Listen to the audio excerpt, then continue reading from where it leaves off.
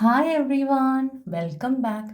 So നമ്മളിത് നമ്മുടെ ക്രിസ്മസിന് വെച്ച ബീഫിൻ്റെ അടിപൊളി നാടൻ പോത്തിറച്ചി എങ്ങനെ അടിപൊളിയായിട്ട് വെക്കുക എന്നുള്ളതാണ്. ഷെഫ് ഹസ്ബൻഡ് തന്നെയായിരുന്നു. സോ ആദ്യം തന്നെ നമ്മൾ തേങ്ങയും ഉള്ളിയും വറ്റൽമുളകും വേപ്പിലയും ഇട്ട് മുഴുവൻ മല്ലി ഇട്ടിട്ട് നല്ലോണം ഇങ്ങനെ ബ്രൗൺ കളറായി കഴിയുമ്പോൾ അതൊരു മിക്സിയുടെ ജാറിലേക്ക് ഇട്ട് അതിങ്ങനെ ഫൈൻ പേസ്റ്റായിട്ട് എടുക്കുക. എന്നിട്ട് നമ്മൾ ആവശ്യത്തിന് സവോള, ഇഞ്ചി, വെളുത്തുള്ളി, പച്ചമുളക് എല്ലാം അരിഞ്ഞു വെച്ചതിന് ശേഷം നേരെ നമ്മൾ ഈ മിക്സ് ചെയ്ത ആ ഒരു കൂട്ട് ആ ബീഫിലേക്ക് തട്ടുക. എന്നിട്ട് നല്ലോണം കഴുകി വരി വെച്ചിരിക്കുന്നത്, ഇത് 2 കിലോ ബീഫായിരുന്നേ. മഞ്ഞൾപ്പൊടി, മുളക് പൊടി, മല്ലിപ്പൊടി, മസാലപ്പൊടി, കുരുമുളക് പൊടി, പിന്നെ കാശ്മീരി ചില്ലിയും ചേർത്തു കേട്ടോ. അതൊക്കെ കണക്കനുസരിച്ച് ചേർത്തോ, കാരണം ഫുൾ വീഡിയോ ഒന്നും ഞാൻ എടുത്തില്ല. എനിക്ക് തോന്നുന്നു ഏകദേശം 1.5 ടീസ്പൂൺ വെച്ച് എല്ലാം ആഡ് ചെയ്യാം. മഞ്ഞൾപ്പൊടി മാത്രം കുറച്ചാൽ മതി. പിന്നെ മല്ലി ഞാൻ അധികം യൂസ് ചെയ്യാറില്ല, മുഴുവൻ മല്ലി ഓൾറെഡി ഇട്ടതുകൊണ്ട്.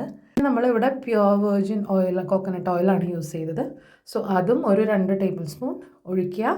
ജസ്റ്റ് നല്ലോണം കൈ വെച്ച് തന്നെ തിരുമ്മണം. അതിൻ്റെ ഒരു ടേസ്റ്റ് വേറെ എങ്ങനെ ചെയ്താലും വരില്ല. വെച്ച് ആ മസാല മിക്സ് ആവുന്നതിൻ്റെ ആ ഒരു പ്രത്യേക ടേസ്റ്റാണ്. അങ്ങനെ ഇതെല്ലാം ഇട്ട് സെറ്റാക്കിയതിന് ശേഷം നമ്മളൊരു 15 മിനിറ്റ്സ് റെസ്റ്റ് ചെയ്യാൻ വെച്ചു. അത് കഴിഞ്ഞ് നമ്മൾ ജിഞ്ചർ ഗാർലിക് പേസ്റ്റും കൂടി ഇതിനോട് ആഡ് ചെയ്യണ്ടേ. അങ്ങനെ ഇതെല്ലാം കൂടി ജസ്റ്റ് ഒന്ന് മിക്സ് ചെയ്ത് ഇതുപോലെ നമ്മൾ കുക്കറിൽ എനിക്ക് തോന്നുന്നു 5 വിസിലാണ് അടിച്ചത്. അങ്ങനെ അതിന് ശേഷം നമ്മൾ സ്ലൈസ് ചെയ്ത കോക്കനട്ട്, ഞങ്ങൾക്ക് അതൊക്കെ ഫ്രോസൺ ആട്ടോ കിട്ടിയത്. സോ അതാദ്യം ജസ്റ്റ് ഒന്ന് എണ്ണയിലിട്ട് വഴറ്റി മാറ്റി വെച്ചതിന് ശേഷം സവോളയും ജിഞ്ചർ ഗാർലിക് പേസ്റ്റും ഇട്ട് നമ്മൾ സാധാ വഴട്ടണ പോലെ വഴറ്റിയിട്ട് ഇതിൽ പിന്നെ ഞാൻ മസാലകളൊന്നും ഇട്ടില്ല. ആകെ ജസ്റ്റ് കാശ്മീരി ചില്ലിയും പിന്നെ കുറച്ച് കുരുമുളക് പൊടി മാത്രം ഇട്ടിട്ടുള്ളൂ. അത് രണ്ടും ഇട്ട് ജസ്റ്റ് ഒന്ന് വഴറ്റിയിട്ട് നേരെ ഈ ബീഫ് ഫുള്ളായിട്ട് അതിലേക്ക് തട്ടാം. അതായത് വെള്ളത്തേപ്പാടി തന്നെ തട്ടി വരട്ടിയെടുത്താൽ നല്ല കിഡു ബീഫ് റോസ്റ്റ് റെഡി.